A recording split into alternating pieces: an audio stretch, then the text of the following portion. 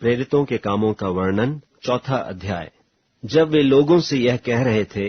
तो याजक और मंदिर के सरदार और सदूकी उन पर चढ़ आए, क्योंकि वे बहुत क्रोधित हुए कि वे लोगों को सिखाते थे और यीशु का उदाहरण दे देकर मरे हुओं के जी उठने का प्रचार करते थे।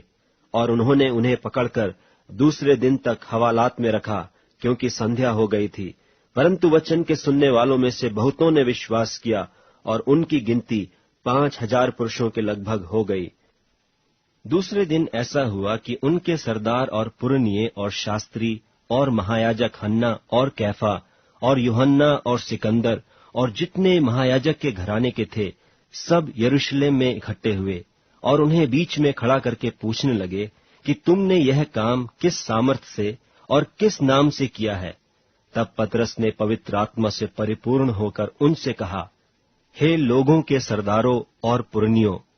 इस दुर्बल मनुष्य के साथ जो भलाई की गई है, यदि आज हमसे उसके विषय में पूछपाछ की जाती है, तो वह क्यों कर अच्छा हुआ।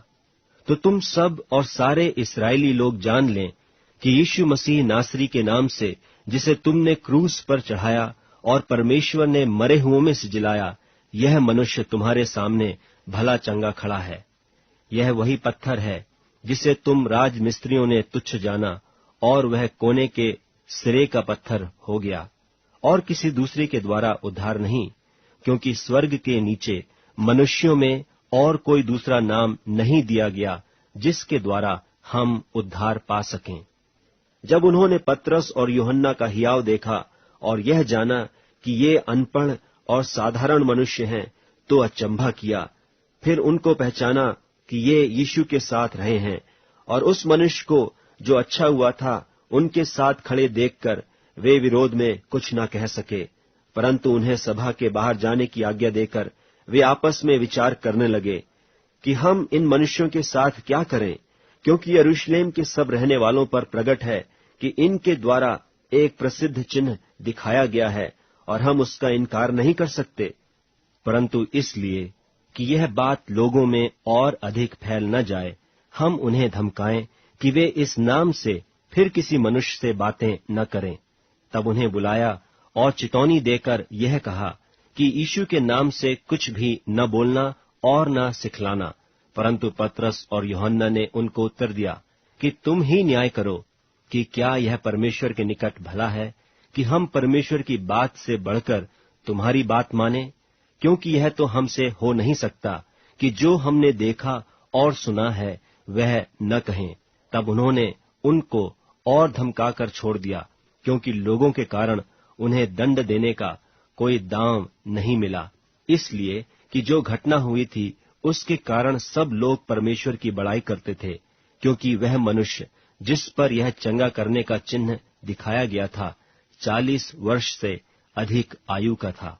वे छूटकर अपने साथियों के पास आए, और जो कुछ महायाजकों और पुरनियों ने उनसे कहा था उनको सुना दिया। यह सुनकर उन्होंने एक चित्त होकर ऊंचे शब्द से परमेश्वर से कहा, हे स्वामी, तू वही है जिसने स्वर्ग और पृथ्वी और समुद्र और जो कुछ उनमें है बनाया। तूने पवित्र आत्मा के द्वारा अपने सेवक हमारे पिता दाऊद के मुख से कहा कि अन्य जातियों ने हुल्लड़ क्यों मचाया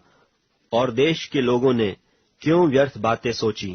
प्रभु और उसके मसीह के विरोध में पृथ्वी के राजा खड़े हुए और हाकिम एक साथ इकट्ठे हो गए, क्योंकि सचमुच तेरे सेवक यीशु के विरोध में, जिसे तूने अभिषेक किया, हेरोदेस और पुन्तियुस पिलातुस भी अन्य जातियों और इस्राएलियों के साथ इस नगर में इकट्ठे हुए कि जो कुछ पहले से तेरी सामर्थ और मति से ठहरा था वही करें। अब हे प्रभु, उनकी धमकियों को देख और अपने दासों को यह वरदान दे कि तेरा वचन बड़े हियाव से सुनाए, और चंगा करने के लिए तू अपना हाथ बढ़ा कि चिन्ह और अद्भुत काम तेरे पवित्र सेवक यीशु के नाम से किए जाएं। जब वे प्रार्थना कर चुके तो वह स्थान जहां वे इकट्ठे थे हिल गया, और वे सब पवित्र आत्मा से परिपूर्ण हो गए और परमेश्वर का वचन हियाव से सुनाते रहे। और विश्वास करने वालों की मंडली एक चित्त और एक मन के थे,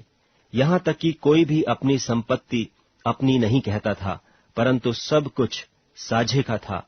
और प्रेरित बड़ी सामर्थ से प्रभु यीशु के जी उठने की गवाही देते रहे और उन सब पर बड़ा अनुग्रह था और उनमें कोई भी दरिद्र न था, क्योंकि जिनके पास भूमि या घर थे वे उनको बेच बेचकर बिकी हुई वस्तुओं का दाम लाते और उसे प्रेरितों के पांवों पर रखते थे और जैसी जिसे आवश्यकता होती थी उसके अनुसार हर एक को बांट दिया करते थे।